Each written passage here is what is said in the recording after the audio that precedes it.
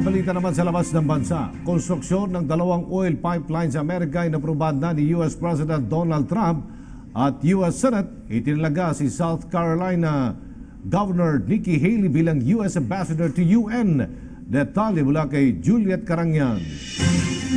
Pinayagan na ang konstruksyon ng Keystone XL pipeline na siyang magdadala ng Canadian oil sands crude sa mga refineries malapit sa Gulf of Mexico. Isa pang oil pipeline ay ang Dakota Access Oil Pipeline na magdadala naman ng langis sa North Dakota South patungong Illinois. Ito matapos pirmahan ni US President Donald Trump ang executive order para rito. This is with regard to the construction of the Keystone Pipeline, something that's been in dispute, and it's subject to a renegotiation of terms by us. We're going to renegotiate some of the terms, and if they'd like, we'll see if we can get that pipeline built. A lot of jobs, 28,000 jobs.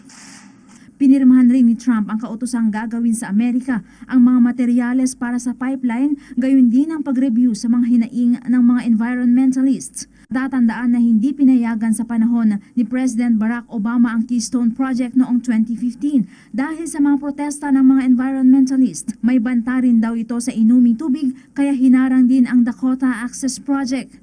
Kahapon ay nakipagpulong rin si Trump sa Big Three American automakers at hinimok silang mag-manufacture sa Amerika. Ito ay upang magkaroon ng mas maraming trabaho sa US. I am, to a large extent, an environmentalist. I believe in it. But it's out of control. And we're going to make a very short process. And we're going to either give you your permits or we're not going to give you your permits, but you're going to know very quickly. And generally speaking, we're going to be giving you your permits. Nagbotohan ang US Senate para sa US Ambassador to the United Nations. Sa botong 96-4, si South Carolina Governor Nikki Haley ang tinalaga sa pwesto sa kabila ng kakulangan ng karanasan sa foreign policy.